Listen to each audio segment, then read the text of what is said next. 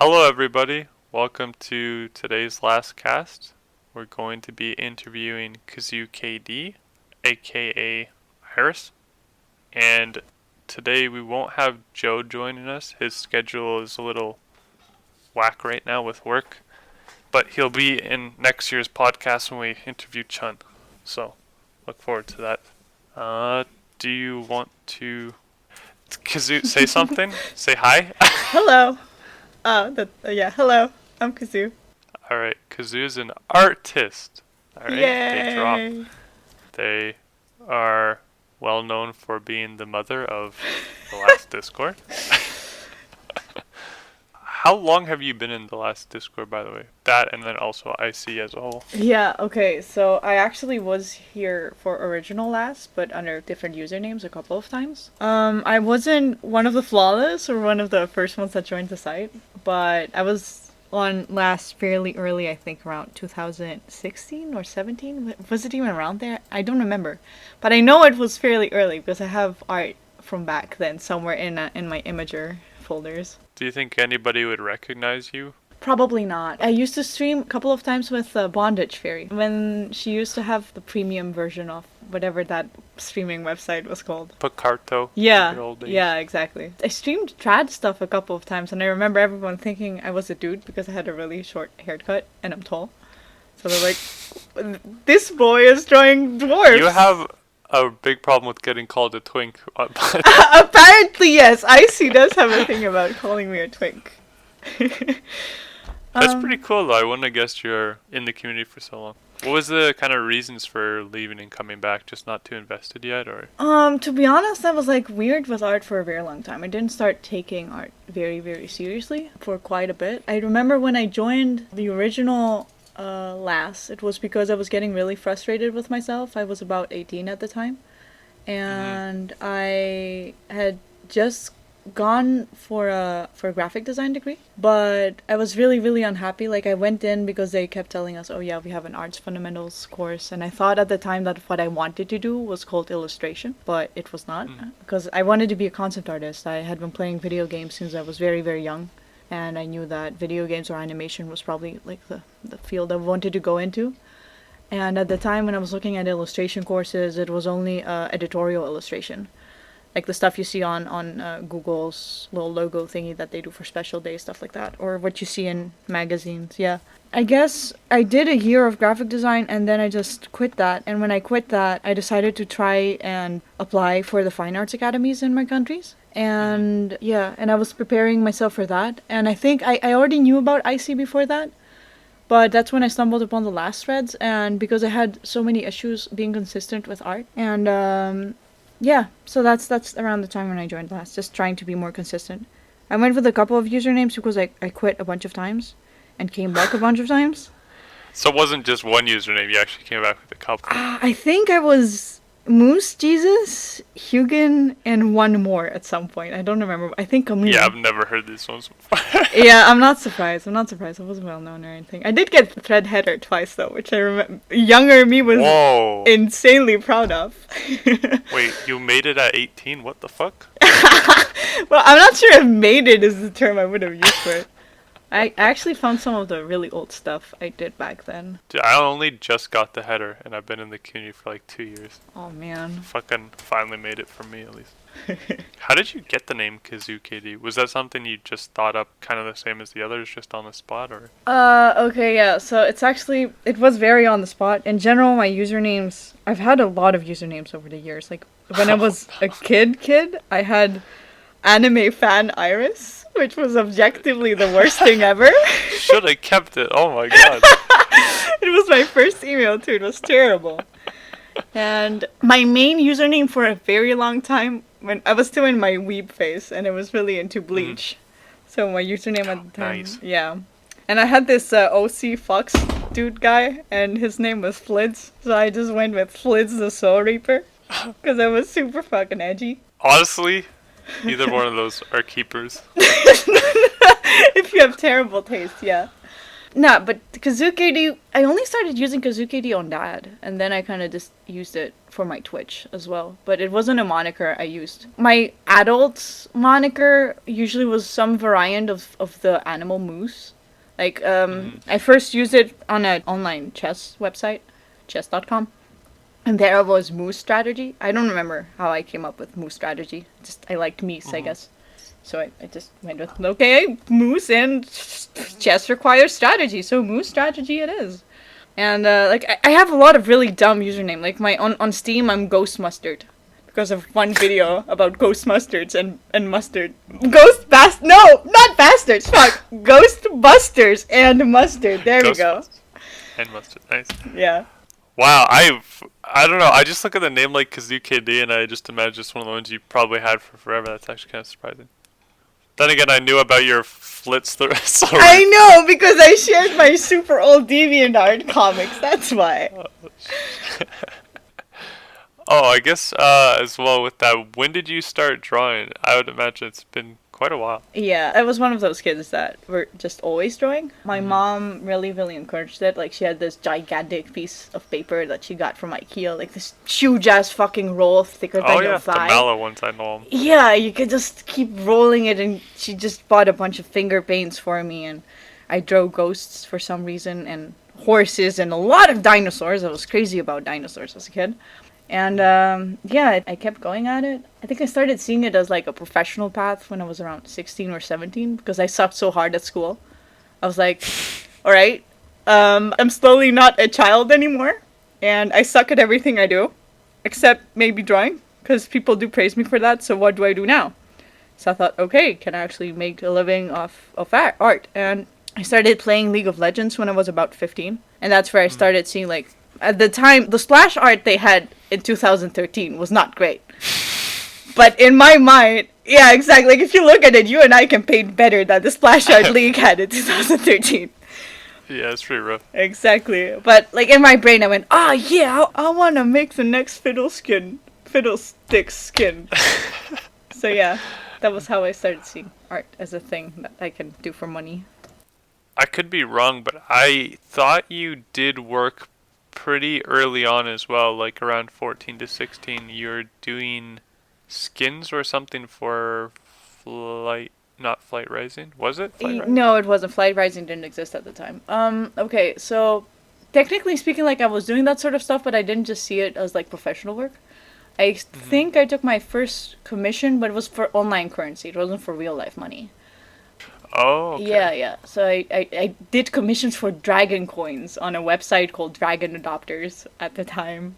It's been long gone, but that was a thing.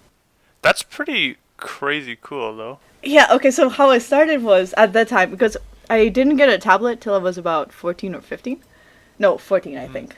And at the time, I would make these drawings on a piece of paper, and then I would scan them and put them in my mom's laptop. And because I didn't have a tablet at the time, I would use the trackpad and my finger to draw in MS Paint over my drawings. And I would just manually, like, put white over the photograph to like get the background to be white. And people liked those a lot because there was this feature where you could upload your little dragon art. So I would upload those there and would get a lot of likes, and child me would lose her shit. And yeah, so I opened a thread called Flidzy's Commission for Dragon Coins, and it was actually really good. I got a lot of commissions. Wow, nice. Did you ever get a large ego because of having such early success like that? Oh, no, not at all. Not at all. I always felt like, oh man, I suck. Because there were a couple of, like, not professionals, because the website was heavily aimed at children. But there were a couple of people that were semi-competent. So I was like, oh no, I want to be like this person so bad. And so I didn't really get an inflated ego because there were people significantly better than me, even on that website. So I was actually kind of just excited to reach them and be better than them, maybe. Would you say you've passed those people now? Or? Yeah. I actually still interact with one of the artists that used to be on that website. Kind of actually ended up like coming to all the other pet sites I would play as a teenager, and she happens to be Greek. Nice. And the Greek artist community is super tiny, so I actually do know who she is, and She renders really well, but I do think I actually surpassed her. But at the time, she was like, "Holy shit, this person is incredible." But yeah, it's cool.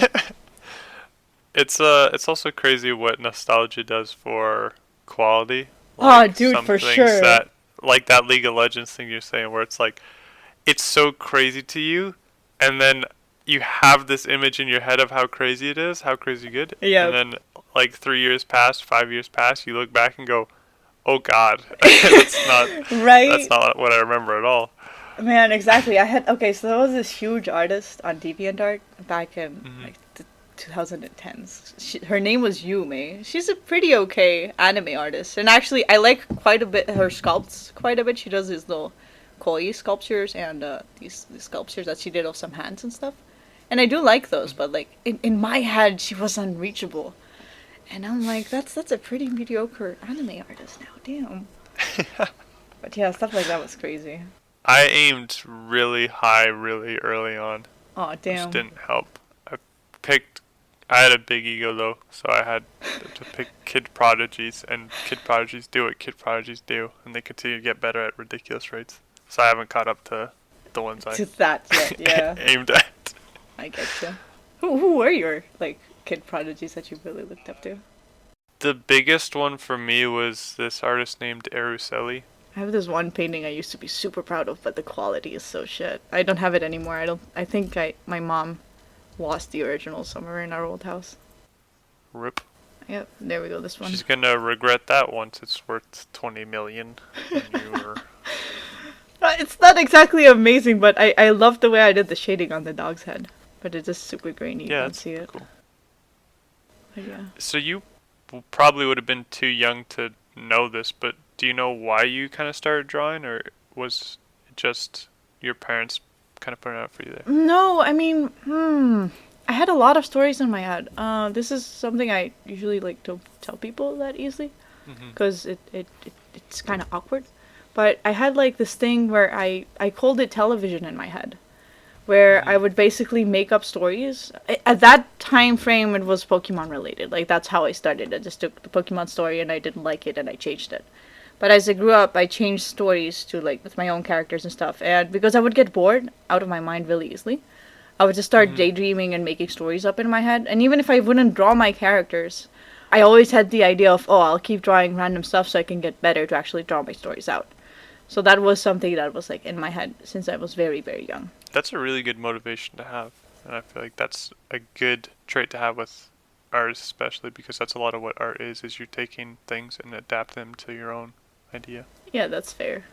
That's true. And this is more so for writing, but a Hmm. lot of writing is based on old mythology, which has been around for ages and ages, and just adapting it, like Disney, for example. Not even Disney. Like if you actually look at most of the contemporary stories that we have, you can probably just look at a contemporary story and you will find a lot of similarities in like old Greek dramas Yeah. or like Shakespeare. It's such a common thing, and we have these stories that are just so universal at this point that they just get adapted from culture to culture, but essentially it's still the same story.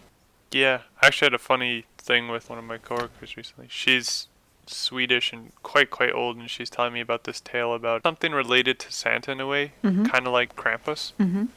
and how you're supposed to grab these certain types of berries that grow. There's just numerous things on every bundle of these berries, and you're supposed to keep them by your bedside. So if Krampus or whatever tries to attack you in the night, they would be so fixated on counting that they wouldn't have the time to, and they would leave in the morning.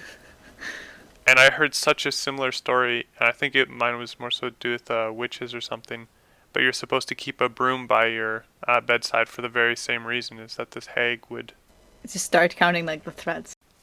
Yeah, but it's like it's crazy even with mythology like that, how it's essentially the same story, but it diverges ever so slightly to create new stories. Dude, I'm not surprised at all. Like, this is something I found very, very interested when I started getting more invested in Indian mythology. Because of Alexander the Great's campaigns, there was a lot of interaction between ancient Macedonians, ancient Greeks, and ancient India. So you have so many little stories or idiosyncrasies that you see in the culture or specific types of dress that just carried over. And, like, you still see remnants of that to this day in specific areas. And it's so insanely cool to me how much these interactions influence each other. Like Indians were actually very developed when it came to philosophy at the time, together with China. Like they were powerhouses of like philosophy and stuff.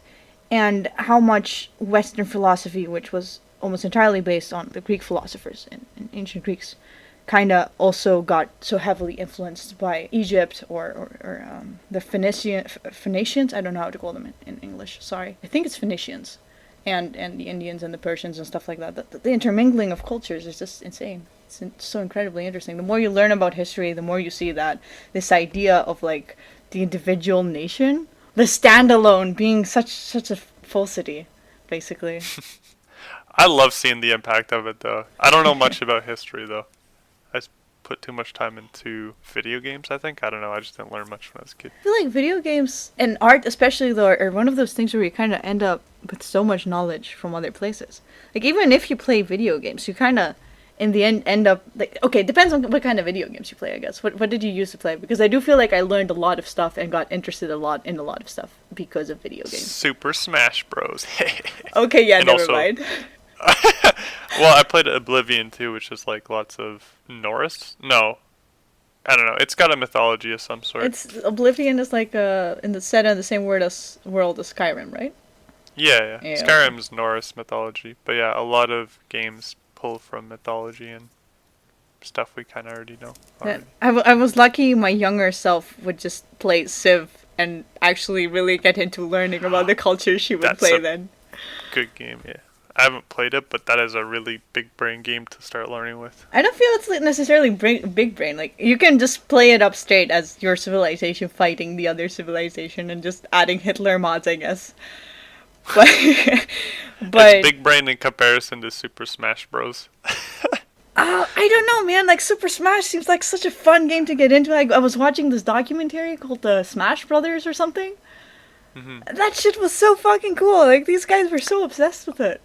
I love the documentary. What I like about it, and I'm going to tie this back to art a bit too, is I love how, in a way, it's a party game, and it can also be taken to a way higher level. So you could get into it very easily, and if you ever want to, you can take it to a higher level. I hate when something's got such a steep learning curve or whatever, that people can't get into it until they've invested like hundreds of hours. And with art, I kind of want to do something similar style wise, where this kind of why I don't like really, I guess, modern art where they're saying like, oh, you don't get it. That's the most annoying thing ever. It's like, well, you should be trying to help or show something to people who haven't invested a lot of time into art to be able to understand it as well. Something I like anyways. But still, of course, you can work on your skills a lot and have a amazing understanding, but still be able to show things simplistically. No, I agree. Isn't that kind of what a lot of comics end up doing, and why I feel like they're so appealing to so many people from different demographics? Because it's basically simplified, like drawing a simplified piece of art, but with a narrative that feels fluent and familiar to others. I'd say so. One of the reasons I like One Piece a lot is it's a very complex story told in a very simple way. Yeah. Sometimes it does feel like I'm missing a lot of subtext because I'm not a speed reader, I swear. Yeah. But so yeah, I'll just just forget some characters from like 400 chapters ago. Like I was reading this bit, and at some point Bellamy came up, and I was like, "Who the fuck is Bellamy?" I kind of forgot who Bellamy is. Oh wait, no, I remember Bellamy. He's the one with the spring-loaded. Yeah, he is, but I didn't remember at the time. So see, I'm not alone here. Alright, I want to we'll loop back around to more art-based questions. How do you study / get better at art? You started a long time ago. Have you kind of been refining the process? Do you even have a process? I feel like I'm in a perpetual state of actually trying to find my process. When I was younger, basically, I mean like 2-3 years ago, I started taking commissions. Before that, I would just draw whenever. I wouldn't really have a schedule. I had a period in time where I was working really hard, but I was just drawing my own things. Like I had this Pokemon Mystery Dungeon comic based on this group that was on DeviantArt. And I was working really, really hard on that, and I do feel like I learned a bunch of stuff when I did that. I was about 15 at the time. But I wasn't really actively practicing my art. Like, I wasn't reading up on anatomy, I wasn't trying to learn perspective. I was just drawing whatever I thought felt right at the time. Stylized Pokemon, I guess. I stopped drawing for quite a long time after I did the Pokemon Mystery Dungeon stuff because I felt really, really insecure. I don't remember. Like, I know it had to do something with, like, someone said something at the time, and I just stopped drawing. I left. I didn't feel confident in any way. I just felt embarrassed about the things I liked and my art. After that, when I was, like, in the last years of high school, I really had to start thinking what I wanted to do with my life, and I knew that art was basically my only option. This was the only thing I loved enough to really actually try, and the only thing I could see myself doing as an adult. So at that time, I was preparing a portfolio for this illustration course in the Netherlands, and I kind of started working then. I kind of like started dabbling into learning a little bit of perspective. I think that's the time when I found Icy as well, and tried to go through the sticky for the first time. I was about 17, I think, at the time. But again, I wasn't really like structuring my studies at all. Then I started doing some prep for the Fine Arts Academy. That's when I actually started drawing from life for the first time, with charcoal mostly. And every Saturday we would also have model sessions till like from about the summer holidays around August till December or something that year. So I kind of got a little bit of mileage doing longer study sessions with charcoals of models and stuff. But again, I didn't really feel like I had a very structured way of learning. And now I kind of do like a mix of everything. Because, okay, for my commissions, basically I just painted for a really long time, so I just got a bunch of painting mileage, but I don't feel my drawing skills are on par. And my rendering isn't either, but at least I feel comfortable with the color and stuff like that. But now I just try to do a bit of everything. Sometimes, which is probably not great, but I do a little bit of anatomy. Usually I start with doing like anatomy studies in the morning. If I have a structured day, I try to do some warm-ups with bodies in motion, doing just gesture stuff or anatomy stuff, and then I'll do something else. I've done a bunch of episodes from different schoolism courses over the years, and I've read a little bit of as many books as you can probably think of in the sticky, but never very, very concise and precise and following through. I have issues with that. Yeah, I'm in the same boat. For studying, I mean, everybody seems to learn differently, but the ones that I seem to see most often who just excel, or I guess when they start to have their big breakthroughs with studying, are people who like to study other artists a lot more. Mm-hmm. And then they also, I can't tell you as to why because I haven't done this myself, but it just seems to be the trend with people who end up getting really good. Like Naf, he was always pretty decent, but once he started studying other artists and paying attention to what differences there are in his art and theirs, he took off. Susie literally never studied in her life. The first animation book she got was when she was already in an animation studio. Mm-hmm. Matthias also seems to study heavily just from other artists. It seems like the go-to if you want to get really good, but I also hear a big complaint from people in the industry that people don't seem to know fundamentals very well, and that's hard for me to wrap my head around. No, I understand that and I agree. Like, I noticed it with myself. I had like a really bad streak where I just wasn't drawing what I wanted to be drawing, and I was disappointed with what I was doing. So I just did some copies of this comic artist that I liked. Just straight up copies, not even like trying to just reference what they were doing. I was just copying their drawings. I never posted it, and was I think I had that mindset since I was very young of not copying at all, and now I can see that it's pretty dumb. So I don't have that mindset anymore. But I don't straight up do copies in general either. But I started doing that, and I noticed that it just made a lot more sense because like I could finally understand like what they're because I have some fundamental knowledge. So if I look at someone else's art, then I can see where they broke the rules to make their own decisions, and I do feel like I learned a lot from that. I want to start doing more master studies as well because you're 100% right. I feel like I learn a lot when I watch other people work. I see that every time I do a workshop, like with Mike Azevedo or Ian McHugh when I did it last September. Just seeing how someone thinks when they work and the steps they take helped me so much in understanding exactly like where I need to be going. And also, the more people I watch and the more people who I see and I break down their work in my own head, the more I see that it's a lot more tool usage than I thought it was. I think it's also a lot more applied when you're studying another artist. Like, for example, I could even use the skulls that you were studying recently. Hmm.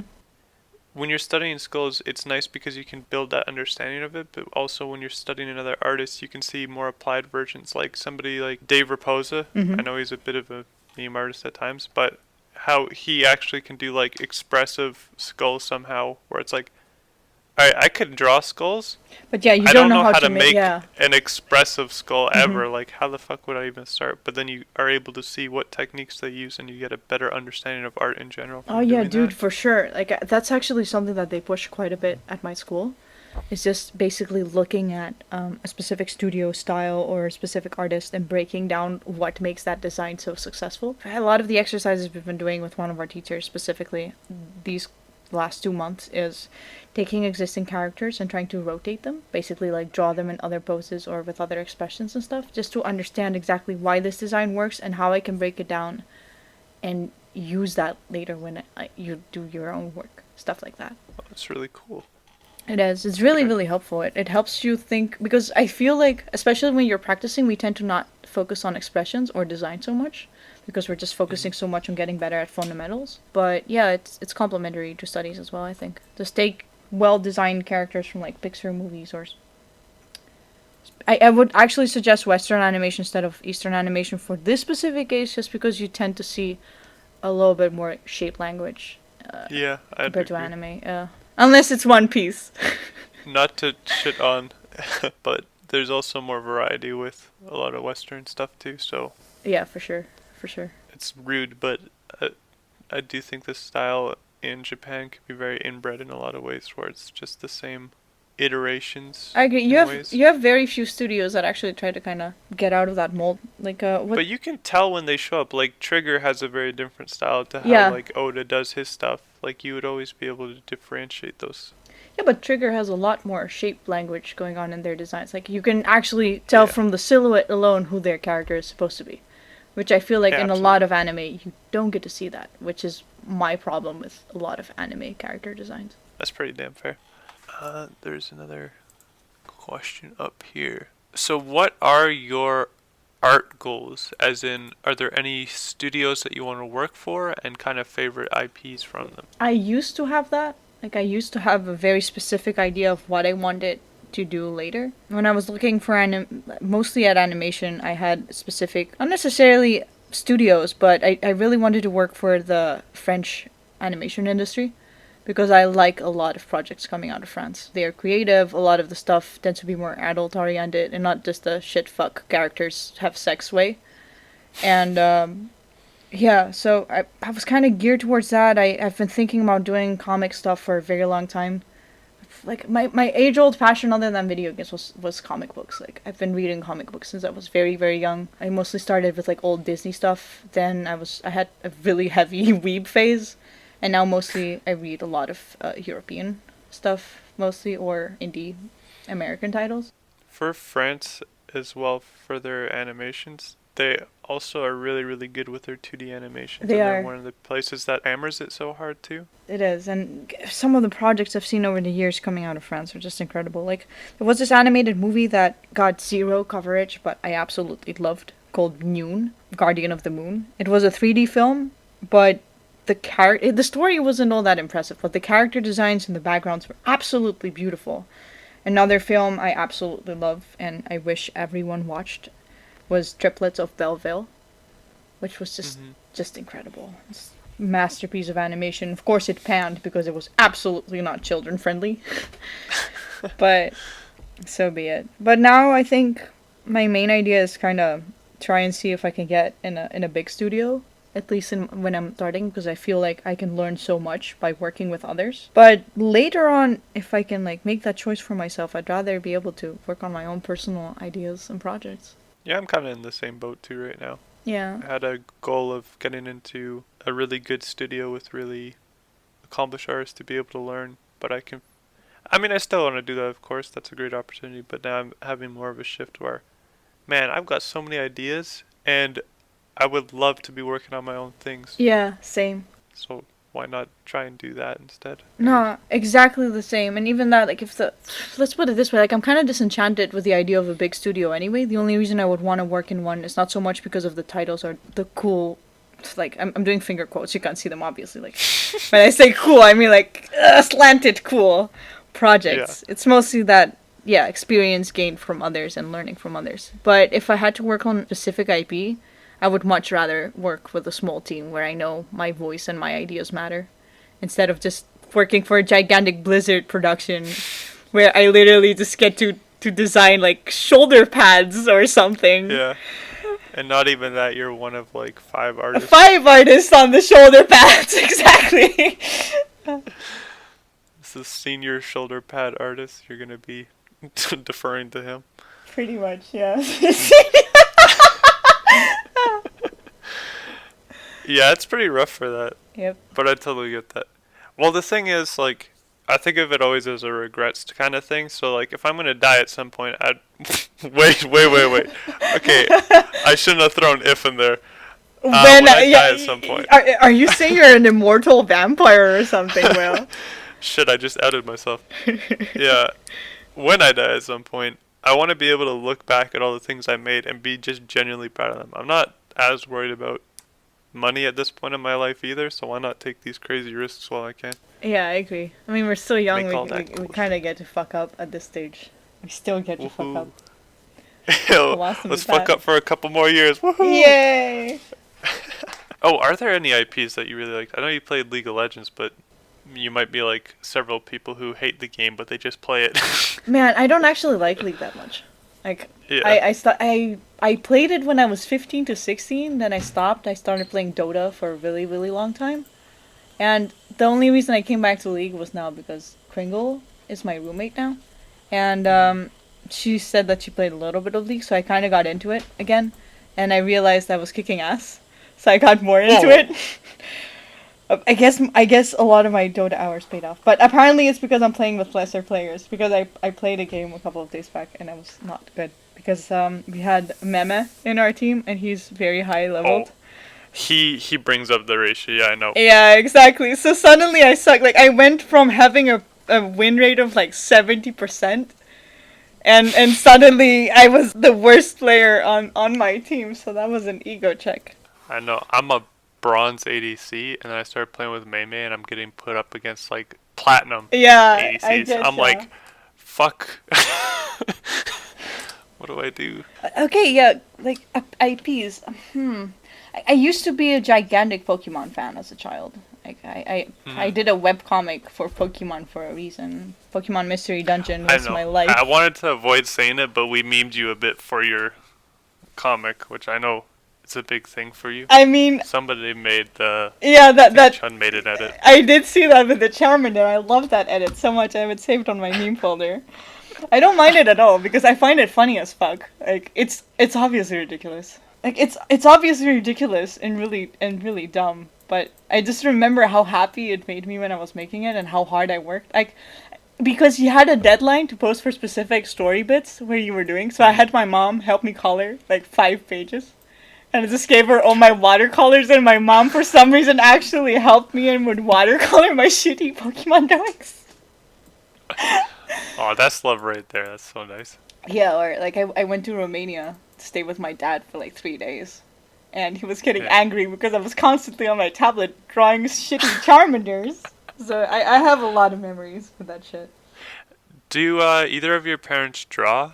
Actually, both of them, they don't draw, but they do have a little bit of like artsy skill. But that was never something I was necessarily exposed to. Like my dad does a lot of little boat assembly stuff, and he did some papercraft when he was younger.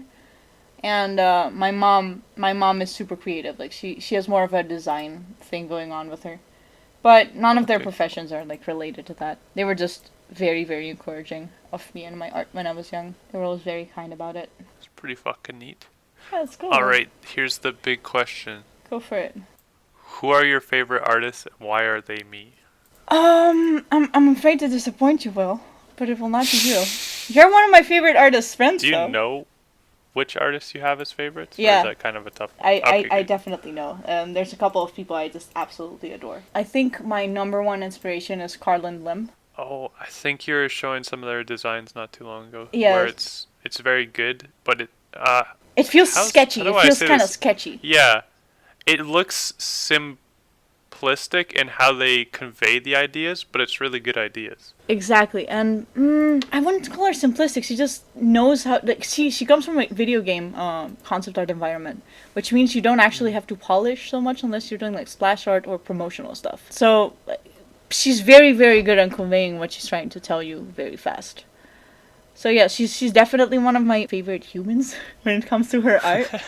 Another one I absolutely adore is this guy that I basically haven't found him on any social media other than just this website. He was one of the art directors on that film I mentioned. He's French. His name is Remy Salmon.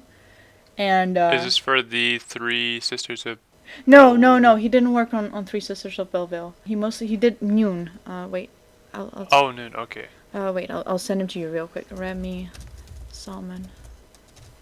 Okay. I adore this guy so much. Like he's huge. He's amazing. He has this amazing sense of color. Like if you look at his colors, I don't know how this man thinks. I'm trying to understand, but I can't get it. And he has this very simplified and clear shape language. He's just incredible. I know I'm just fangirling over this dude, but Well, that's the whole point of the question. I guess so. There's a couple of artists I really like. Other than that, like Lip Comarella lately, I like his simplicity. I got to meet him, by the way. Just amazing lad, incredible dude. I feel like a lot of the lasso tool stuff he does is kind of Holy what I wanna fuck, be yeah, doing. I'm seeing this Remy guy stuff. This is insane. Right? Woo! I love him so much. He's incredible. Like I have so many people that I really love. There's this dude whose rendering I really liked, but he completely disappeared from the internet. He hasn't posted in like 4 years. Called Jan Vidra. He did some furry ass shit, but his wait, I'll just send him to you because his rendering is so smooth. Like it feels so fluffy. Right? Oh wow, yeah, this is nice. Yeah, right. He has such an essay sense of stuff. A lot of comic artists other than that. Like I don't remember their names. Most of them are French. It's a couple of people I just really dig. There's this one guy that did backgrounds for Klaus that I really like, whose name I don't remember. Damn it. But yeah, it's just I feel like I have such a varied taste in the artists I like. I'm finding Hmm? shape design seems to be a reoccurring important thing as well with some of the artists you show. Oh yeah, for sure. And also mix of backgrounds and characters I think is something I do dig quite a bit. Because I don't feel like I Mhm. want to be specifically either a character designer or someone who does just backgrounds. So I feel like a lot of the artists I tend to enjoy also end up doing both these things. That's pretty fair. Yeah. That's something hard that I have too with art where it's like I just enjoy everything. So it's so hard to actually just say, "Oh, I want to do this." In the most ideal world, I get to just do everything. I got to be a 3D artist, animator who does concept artwork and illustration. Honestly, will same. Because, I love art. It yeah, really is so fantastic. exactly. And when you get to try out so many different things, you get to see how many different aspects are just enjoyable. Like, you know that I absolutely love pixel art. And that's kind Oh of how yeah. I started off as well. And I love pixels, so I would be 100% down to being a like full on pixel artist. But on the other hand, I like painting a lot, and I've tried sculpting, and I found it very intuitive. Or I did block printing once, and I had so much fun trying coloring shenanigans with it. Just, yeah, art is fun. That's also part of why it's so appealing to just do your own thing is because when you work in a studio, they're looking for you to be very refined at one skill essentially, and this is what you're going to be doing for them now. They don't need you as much of a generalist, especially in big studios. Hmm. Maybe smaller studios, they need more of a generalist. When you're making your own things, you can take all those crazy, weird things you put your time into and add them in a big mesh into your game or film or whatever. Pretty much. Like, you could do a mix of painting and pixel work with your stuff, but it might be very hard to find studios that are doing that otherwise. Exactly. That's why if you could just get to be your own boss, then you can try whatever you want and go to town with it. Hell yeah. Dude, Last Studios, I'm telling you. To Once this Last thing gets Studios. established, whew. Man, I'm seriously just considering, especially with the comic challenge. I was discussing it with Kringle as well. I'm kind of just considering taking a leap and actually starting on this webcomic idea I've had for a while. Because oh man, I don't know. I just want to start exploring my own stuff a bit more, and I think I'll learn a lot through the process of doing that as well. Definitely start making stuff. Yeah, exactly. Like, you know it's not gonna be good, but maybe down the line it might be, and you'll get better at it and learn a lot from it. That's why I'm so excited to do this thing with Chun for making the game. For one, it's going to be so much fun to make, but we're going to learn so much. And if he ever wants to do a collab or anything again, we make a second game, we're going to be so much better at it. Exactly. It'd be insane. And then you have the fun of being able to create something that definitely didn't exist before. And you could be like, yeah, we just like came up with I made a thing. Look at it. It's my Can we child. put It's it mine. on the fridge? Dude, I think that's one of the reasons why I enjoy cooking so much. Because I take all these ingredients and I can make something presentable that people like. I'm like, oh yeah, you like the sustenance I created for you. I'm so happy. Yeah, feel filled with energy. Yeah, exactly. This is another one. This is more so to do with our community in general. Go for it. Are there any lassies you have a rivalry ship with, or anybody that you look up to a lot? Okay, so I'm gonna be real here. I do see you a little bit as a rival. But like a wholesome. Me? Yeah! Because you're improving so fast. And I'm like, oh I shit! won! Will is improving so fast. Fuck! I gotta compete. I gotta get better. That's just because I spent so much time talking with a lot of really insanely good artists, like you, like Naf, like So I don't know, you're everybody else, seeping and they their help me out sludge. so much. Oh, easily. See, like there's a couple of people. There's a lot of people I'm really proud of that I don't necessarily really talk to. Like Kath. Kath is one of those guys that I love seeing Kath grow. Like he's not very good yet. He's a lot. But he's improved. Exactly, Yeah. and he keeps chipping at it. Or that one guy that drew a bunch of ponies. I don't remember his name. Bunch of ponies. Yeah, just I don't know. pony artist, like MLP artist. He's branching out now. I think he started doing more porn. But he's just been slowly improving at his painting and his lighting, and it's just really cool to watch. Yeah, rivals. Nice. Let's see. So you were one. Kringle is kind of a rival now because she's also my roommate, and I see her working so That's hard. kind of what I figured. It's just very aggressive. Yeah, like I don't necessarily feel like I could really see her as a rival because I feel like the stuff we do is very different from one another. But she does like light a fire under my ass to work harder just because she spent so much time working all day. It's just incredible to watch, by the way. Like she's super dedicated. That's good to hear. It is, yeah. It's a school. She's cool. Other than that, like I look up to Eno and Matthias, but who doesn't? Well, I also know you a lot, and you're somebody who is invested in a lot of people's growth in this community. There's a lot of people that you love their work, and you want to see them do better. And Dude, of course, for whenever they sure. get better, you have that same drive too. Yeah, exactly. Because especially if you see people that because I didn't really have to go through the struggle where I completely sucked. I don't remember that because I was just obviously I'm still not good, and I wasn't good when I was a kid either. But because I do You were good for your age. exactly. I always was at a stage where I didn't completely suck compared to my peers. Obviously now I do because my peers are now professionals, so I'm like, fuck. But when did that happen? Yes. exactly. Till now, it was at a stage where I didn't have that phase where it was like, oh yeah, there's no hope for me. I'm completely hopeless. I'm never gonna get good. I never really had that. So to see people that are starting from zero, like Banana, for example, because Banana is doing like the super basic stuff. But if you see how much he keeps drawing day by day, I'm not sure how I'd be able to pull that off. I'm not sure I'd have the resilience of truly sucking ass and actually chipping at it every day. So it's amazing. It's really cool. Banana's a good one for that. I of course keep a good watch on all my friends too. With the two for me that I keep my eye on so much are Joe. Because he had pretty good gesture, but everything else was lacking. Dude. And now he's starting to chip away at the rest of those, and his stuff has become pretty good. Exactly. Like Joey, I saw some anatomy stuff that he posted on the other server, and holy fuck, seeing Joey improve made me so happy.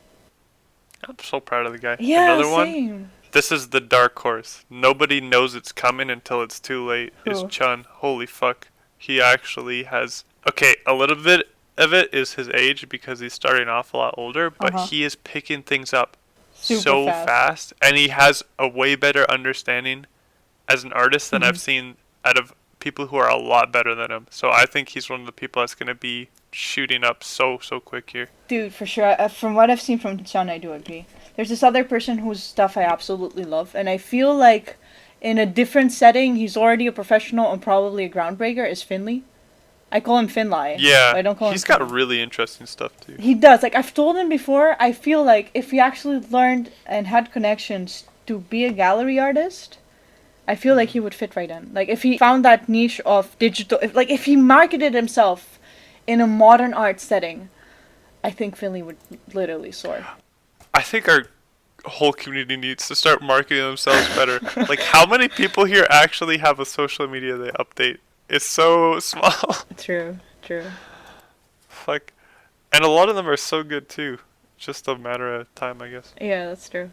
Now, I feel like a community in general is really interesting because you have a lot of people from completely different levels that would normally never interact. But yeah, I feel really fucking invested in that, dude. It's silly. Like, if someday it just stops existing, I'll be very sad. I'm gonna try and stay in here as long as I possibly can. Same. I really do love this place. I'll probably too. do what most people seem to do, like where they pretty much check in every once in a while because, you know, they're busy. Yeah. But I always want to have at least a foot into the community still. I feel like kind of my relationship, especially with the main Discord right now. I still try to comment once in a while and go through everyone's stuff on the website, but I don't always have like the time to spare. Sometimes I feel like I have something called ADHD, which means attention deficit disorder. I forgot one of the hyperactive. I forgot the H. Yeah, you got it. Hyperactive. There we go. So for me, staying concentrated and working for a lot of hours is really, really hard. And I feel like if I have a lot of distractions like social media or Discord or comic books or books, whatever, it's very, very easy for me to get lost into that and spend too much time on it. So I try not to do it too much. I don't think I have ADHD, but man, I have to put so many things in place in order to be productive between working full time and still trying to draw 3 hours a day. Yeah. Like, I go to sleep at 11, I wake up at 5. Oof. I have a time set before I have to eat breakfast. So it's by 6 a.m. I'm supposed to have breakfast done, be done all my getting ready for work. Then I turn off the internet and I try and draw for 2 hours before work. I go to work. I learn Italian on my breaks. I come home and then I'll eat something, and then this is a lot more relaxed, but I'm a lot lazier after what's already been a 10-hour day. Then I just have to get 1 hour of drawing done before 11 p.m. So that's when I actually have my free time. Yeah, to be honest, well, like, I'm super impressed. For me, I try to be very rigid with the schedule, but I have a hard time following through. So to me, the fact that you're able to do all this stuff and also have like a day job is really cool. There's so many rules I have for myself though. Like, I can't sleep with the phone in the same room, otherwise I'll wake up and just be on my phone for too long. If I sleep in 30 minutes, it throws off my whole schedule. I'll probably try and do what you're doing though. Like, that sounds like a pretty good restriction to have for yourself because it forces you to be more mindful. But you see the results that you're able to get with it, and it's really, really worth it. Yeah, I can Another one imagine. is not eating meals at the computer. It's a simple one, but it's so easy to put like a video on or something, and then you end up spending like an hour eating your food instead of like 10 minutes or whatever if you're just focused on finishing it. Yeah, I get you. I mean, I do that with Kringle right now because I have a specific schedule where I just cook, and like we're both a little bit we're habitual creatures, so to speak. So we just watch an episode of this one series we're watching every time I finish cooking. What's the series? Okay, so Uh-oh. Chewbies hate me for this. Okay, so right now we're going through a lot of RuPaul's Drag Race, which I really like because character design-wise, it's an amazing inspo show. It's over-edited and dumb, but it's amazing. And Wait, what is it called? RuPaul's Drag Race. RuPaul's Drag Race. It's a reality show about a drag queen competing for the title of the best drag queen in America. Oh my god. And Tubi hates me for it because since we started watching it, a lot of the queens keep saying stuff like honey really condescendingly. So Kringle picked it up, and Tubi's like, "Oh no, Kazoo has corrupted her." Oh my god. Oh, that's pretty funny though. It's pretty amusing. It's one of those very basic white bitch shows though. As long as it's entertaining. It's also about community, right? You guys have something to see every day, bond over. Yeah, exactly. Like we talk a lot about stuff in general, and we share a lot of stuff. But yeah, it's like I guess a habit. We watch other stuff as well, but this just stuck because we keep going like from season to season, and it's on Netflix, so it's easy to just have a ritual where we go through it. I'm actually really considering getting Kringo to watch One Piece with me, since I never watched the anime. Anyway, Do it. I Wait, know. watch it or Watch it, read watch it. I want to watch it with her. I know it's gonna be hard. I'll. Yeah. Okay, listen, Will. Apparently, there are specific edits of the show, and I'm probably just gonna outright skip Skypiea, except the Eno episodes. So I think we'll be fine. You can summarize like half of it too. Just be like, basically, Wait, there's a god that's not good. Alright, we can skip past these 50 episodes. I think they may have made a movie out of it. So I'll probably, because I remember I tried watching the One Piece anime twice over the years, and I always drop it at Skypiea. I just can't get over that dumb fucking arc.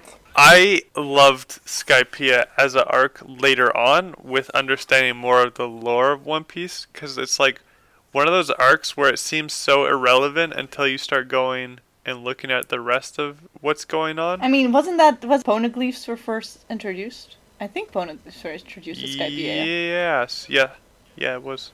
Okay, yeah, we should probably not talk more One Piece though. It's gonna be probably not the best for like art talk. With the NAF interview, we talked about Dragon Ball Z for like solid 20 minutes. Amazing. I don't know where it came from. And I haven't even watched much Dragon Ball Z, but it was a heated debate. Amazing. Dude, I was so adamant about never watching Dragon Ball Z because I thought it was the dumbest shit ever. And then my fiance was just so annoyed that I wouldn't watch it with him, so at some point I just caved in and watched it. And now I'm Piccolo's biggest fan. I fucking love Piccolo. Too bad they made him a wimp. Objectively a better dad than Goku, though. True. And he had such a character growth only to be fucking dropped off. Exactly, completely. Just ignore he exists. So sad. Justice for Piccolo. I had something similar, which is like with romance mangas. Mm-hmm. For me, that's something I'm like, don't care for them. And then I made the bold move of asking a couple people for just what their favorite romance ones were. Mm-hmm. And I was like, wait, this is actually so cool. This is actually so good. What the fuck? It still creeped me out in a couple places, but for the most part, I liked it. Yeah, nice. Like, now I've got this whole new area new stuff world. to check out. Yeah, wow. Now I'm not a simp anymore, I guess. That's good. I never had that problem. I was one of those kids that would just look at something, and if it was cool, I would just go with it. I didn't really care about genres. The only thing I actively avoided as a child was horror stuff because it scared me. But that's basically it. Too spooky. I mean, I'm much more open to actually trying to watch horror stuff now, though. Just because I want to see the good things that the genre has to offer. And the psychological mindfuckery going on. Oh, what do you think is going to be the next step with your art?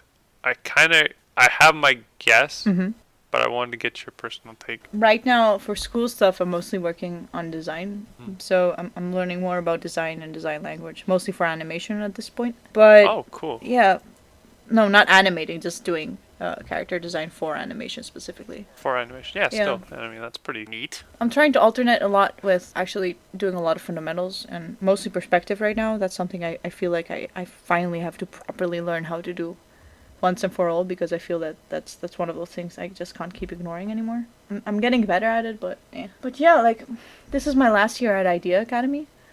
So after that, my idea in the summer is to really, really grind and get a portfolio ready and actually start applying for companies. Based on my level, if I keep going at the rate I'm at right now, I do think I'll be able to get like a job. Probably not anything high quality or anything, but I think you'll be able to definitely find a job. yeah, I think so too. Like if I have a properly structured Triple A, portfolio. like the biggest studios, I think it would be. I could see it, but at the same time, I know it'd be tough. Just their competition's so high. But I think you're safe for everything else. Yeah, I don't see me being able to like get in any really really high quality companies yet.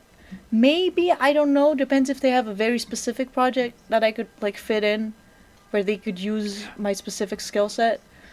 But honestly, I'm not sure. Do keep in mind a lot of this as well is networking, which I would imagine you're doing pretty fine with Yeah. because you seem like one of those already quite talkative and easy to get along with people.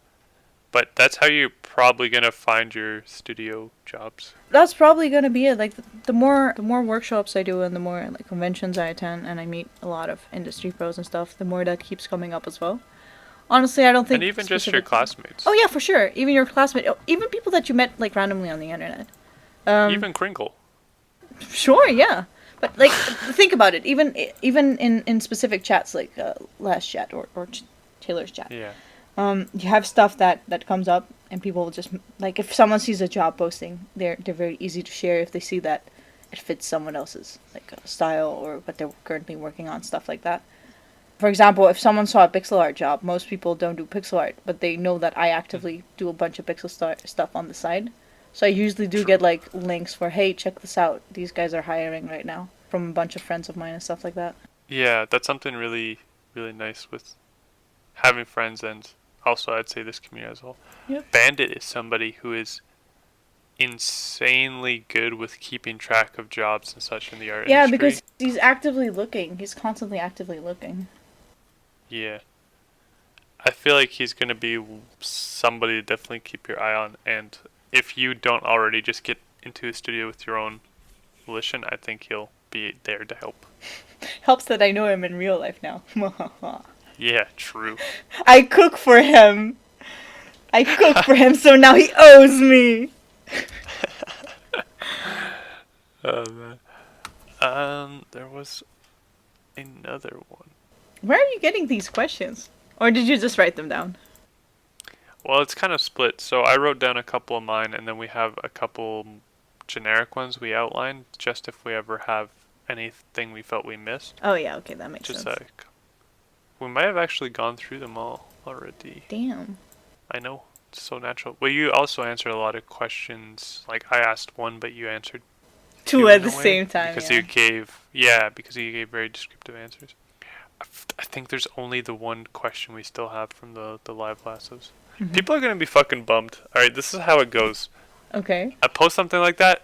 I give adequate amount of time. Then it closes. The deadline closes. Everybody goes, "Whoa, why didn't you let us know sooner?" Blah blah blah. But it's like, oh, whatever. All right. Well, you might have already read it, but what is your favorite aspect of the server? Plus, what was your first impressions when joining? If you can even remember at this. Sure, I can. I mean, I'm chatty. I don't feel awkward in social situations, so for me, it's really, really easy to just get to talking. To me, one thing I found really fun was this balance of like doing art stuff and also being like friendly with each other. One of the first people that I started feeling, oh hey, I think this person is really cool and I want to be friends with them was Donna.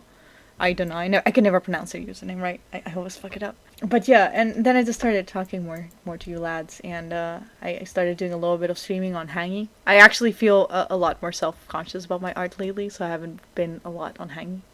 I know it sounds really dumb, but I'm at a weird stage when it comes to like how That's I what feel it about is. my art. Yeah. And yeah, I mean, I already knew kind of what to expect because I was here on Original last. Even if I wasn't really in the Discord back then, I don't remember being in any chats. I was just on the website and sometimes did the live stream thing that they had going on. But that was basically it. Yeah, the favorite aspects of the server, I guess the people. I'm really, really invested in everyone in the server and on the website. Because I see a lot of people as my actual like friends now. Not even as, oh yeah, just my internet acquaintances. Like I see a couple of you guys as actual friends.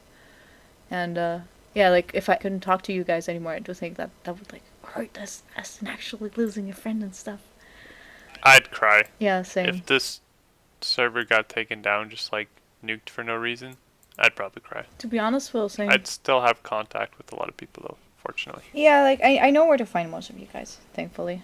A lot of you guys already follow on like Twitter and Instagram, or we happen to like be on other servers together, stuff like that. But first Yeah. impressions, I don't remember my first impressions. I don't think I had any like explicit impressions other than, hey, the server is actually pretty comfy, and the people seem fun. That's basically it. I remember my first impression was there were a lot of cliques Mm-hmm. in this community, and it's something I really actually disliked about it, and I tried to be more of a median between people. Mm-hmm. I feel like I did a good job of that. But I find the whole clicky thing as a whole is kind of resurfacing. I've stopped caring as much about that. Yeah. And it feels like there's a lot more new people against old people or whatever. But Honestly, I don't Will, know. I don't think I ever noticed that because I never felt that there was only one specific like group that I necessarily talked to. Like there were a couple of people that I talked to more, like you or Nemori or I don't know, Kringle or Taylor, but Hmm. I didn't feel like I was exclusively talking to you guys because we were like one friend group. More I saw you like my individual different friends that I would talk to. Hmm. But I don't know, like if there is a cliquey kind of behavior, I guess I never noticed it because I kind of feel like I can easily slip into conversation with anyone as long as they're fun Yeah. and engaging. Well, it could also be me being autistic. That's also part of the equation. Not necessarily. Like I could see the argument being made about like girl chat or something because there's some stuff that we share in the Discord server in the girl chat where it's more like I wouldn't relationship say shit. that. It was more so like back in ye old day, which I Ye old probably would have day. been around for anyways, is there used to be a lot more groups of like 3 or 4 people Uh huh. that they all just kind of talk to each other, and then another group of that, another group of that, another group of that, and not a lot of people who would talk a lot outside of that, I guess. Yeah, I guess I can see that with like the splits in different chats. For example, the difference between dad server or last server. We have like a Vastian, 7B, and Eno specifically like being the only active people in the dad chat, and then everyone else is posting randomly. Stuff like that. I guess I could see that then. Yeah.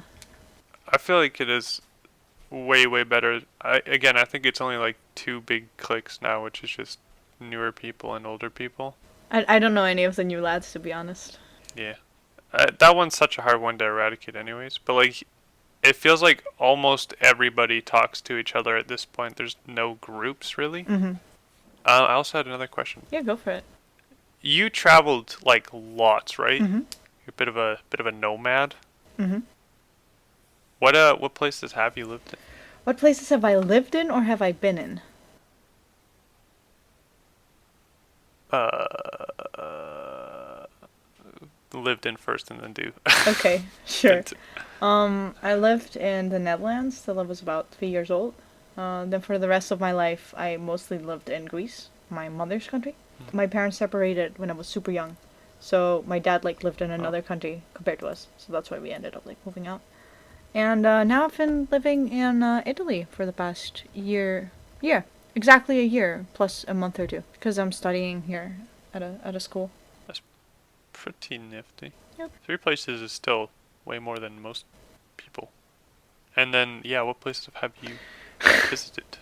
Damn. You really gotta go there, huh? Okay. Fuck. Wait, I gotta think. Wait, I think I have an app for that.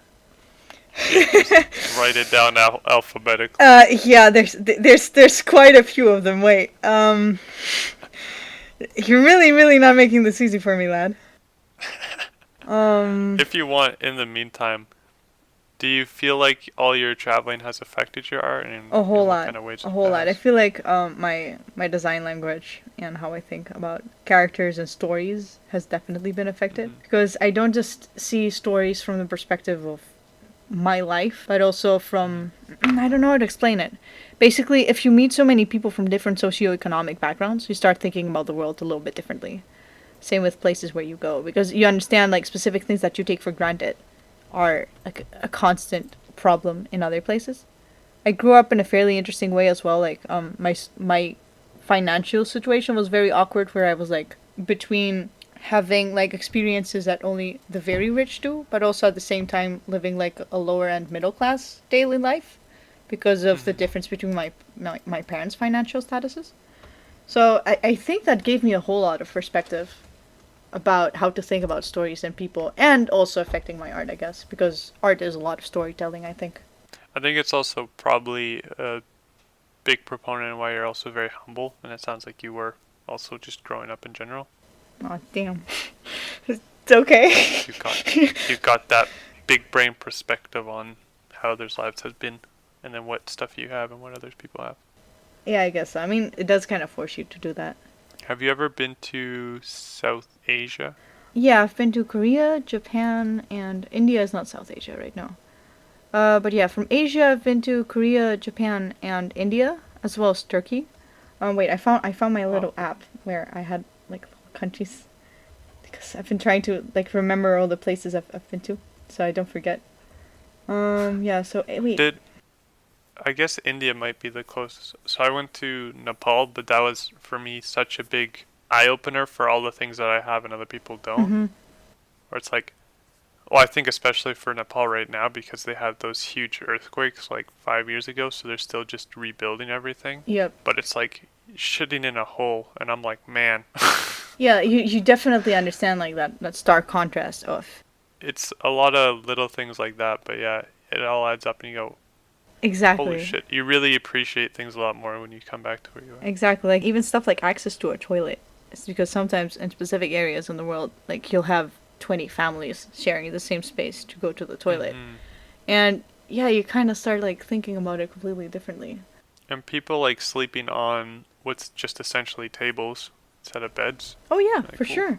I found this very interesting. Like my dad came to my house where I'm living now in Rome, and in his perspective, it's a literal shithole. And it blew his mind that I would actually like invite my friend to live with me when it's literally a single room. And like Yeah. he finds it disgusting as an idea to even stay here. For like his adult life, he grew up in poverty, but when he became an adult, he was able to make a lot of money. So the past couple of Hmm. years he's been living like his social situation has completely changed. So it's so interesting for me to witness, even if you do have that original background where like you grew up in poverty, how quickly your standards change and this disconnect with the rest of the world happens. It's really Yeah. fascinating to me to see that, and it was really interesting because it was someone so close in my own environment. That's pretty wild. Well, I heard all these studies about how like people who take private jets experience like the same level of enjoyment as people who take regular economy flights, For sure. where it's like just that dopamine rush or whatever calms down after the first couple It times. does. You know what really blew my mind when I read an article about it? If you have a very, very shitty accident where you like get paralyzed the waist down or something, 6 months after the accident, if someone accident, sorry, I always mispronounce accident. If someone they did a questionnaire to like get their levels of happiness and it was like back to normal levels. Humans are super adaptable. We stopped having that satisfaction because if you're traveling with a private jet, that means that that is your new normal. So Hmm. you just adjust to whatever you have, and that's why we're always like, as humans, why there's always this craving for something extra for the next step. Because at some point, a private jet stops being the new exciting thing, I guess. There's something. This is just one of those really really good opportunities. Hmm. So I have one person who's a family friend who's extremely happy in her life despite like insane amounts of adversity growing up. Hmm. And I don't know so much what it is for her. I would just imagine it's gratitude a lot for what she has now. Hmm. But I did meet another person when I was doing my traveling.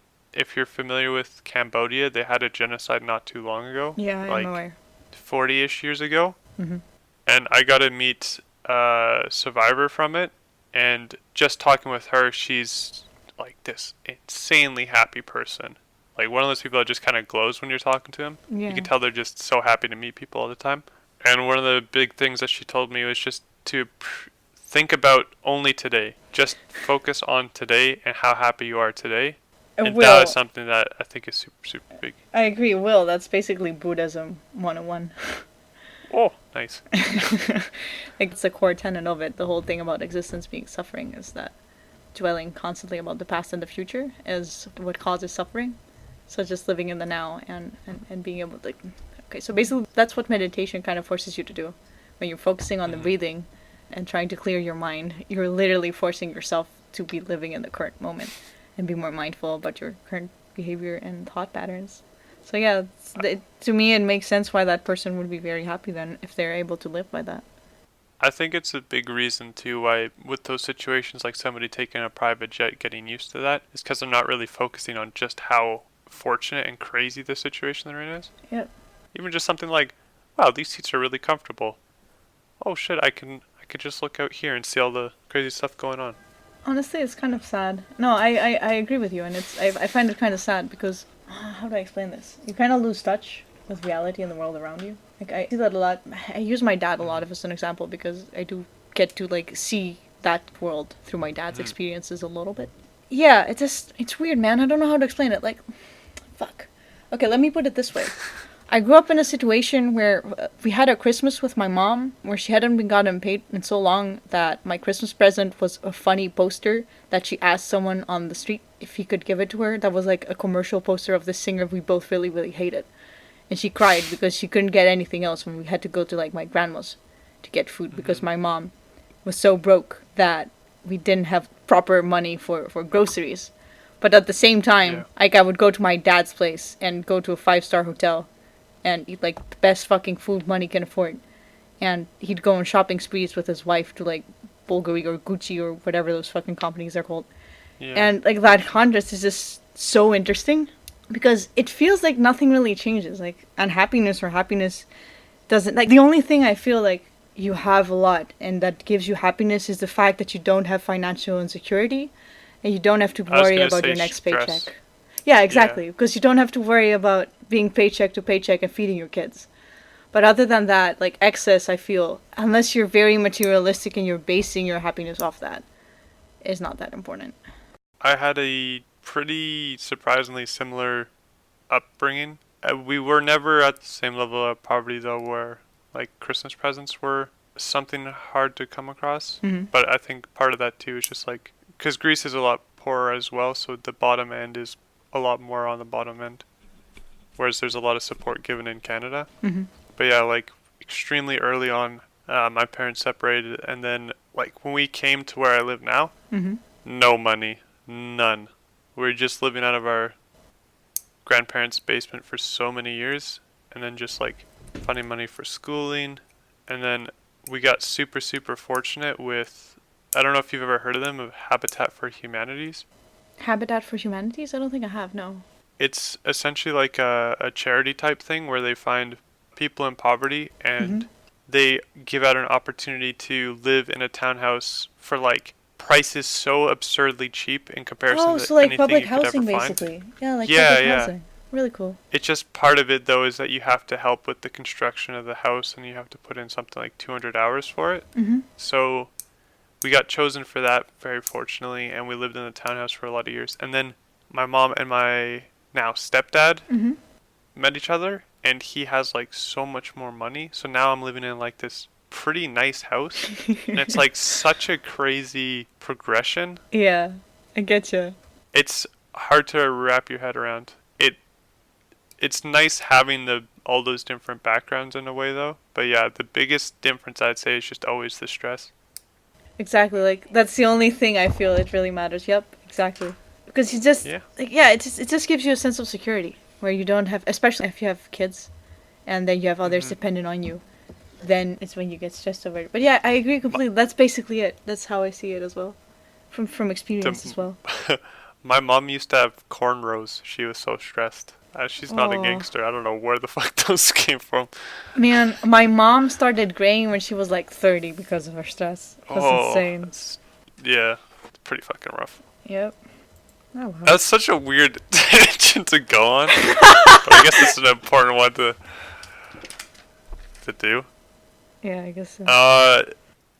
Ideally, I'm going to try and find another question that's maybe more lighthearted. Yeah, we really went there, didn't we? Maybe I throw that in the middle or something. Oh, man. Let's see if I have anything else. But I mean, yeah, stuff like that has a big impact on how you grow up and who you end up becoming. So it is important to talk about, of course. Yep, for sure. Like, I think one of the best things I got from it is not being impressed by wealth and not being very consumerist. So I don't end up buying a lot of stuff. I don't end up like being dependent on buying shit and for to be happy, which is good, Being which able to means I'm see not broke. yourself live in a situation and still be happy where you have significantly less, there's not that same drive, I think, where people just are always looking forwards. They're like, I'll need to get this, and then I'll need to get this, and then I'll need to get this. Pretty much. Like this was one of the most stark differences I had with my fiance when I first met him because he's super money driven and I'm the exact opposite. Like for me, as long as I'm able to pay for my bills and maybe do like an international trip once in a year, that's Yeah. fine. Like that's a good amount for me to live on. I don't need more than that. But because he came from a very financially unstable background, for him money was like number one. And there was this constant like butting our heads or how this it's completely changed now. He's like even more on the opposite side of the spectrum than me now. He's like completely uncaring about his own financial situation. I can't fault that kind of mentality either because I think, again, it's just a lot to do with how you grow up. So it's Yeah. like if you don't have the same upbringing, of course, values are going to be different as well. Maybe money was something very, very important. And like, let's say you have a family that just immigrated to somewhere. Here. I feel like Yep. money is something so much more important too because opportunity is something that you just got and it's like now you have this chance that maybe your family didn't have so you want to try and accomplish as much as you possibly can.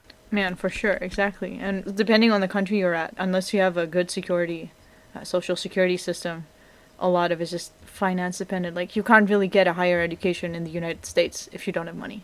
Hmm. In Europe and in Canada, you probably can though.